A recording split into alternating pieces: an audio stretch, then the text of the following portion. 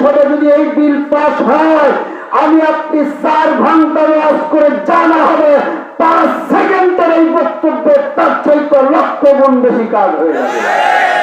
এজন্য সংসদে আমরা কোরআনের আইন চাই কিনা? কারা কারা চাই? জিহাদ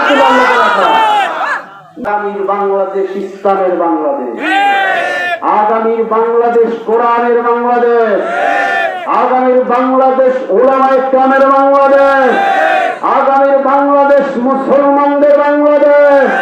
যদি আগামীর বাংলাদেশ মুসলমানদের করতে কেউ বাধা দেয়, মুসলমান ঐক্যবদ্ধ হওয়ার জন্য বলে গেল। কথা বলেন না কেন? এজন্য বাংলার ঘরে ঘরে নয়, সংসদেও আমরা চাই। চাই কিনা? বাংলার ঘরে ঘরে আনন্দ সুর আসবে, আবার ফিরে থাকবে না দূর। বল না, বাংলার আসবে আবার ফিরে থাকবে না দূর।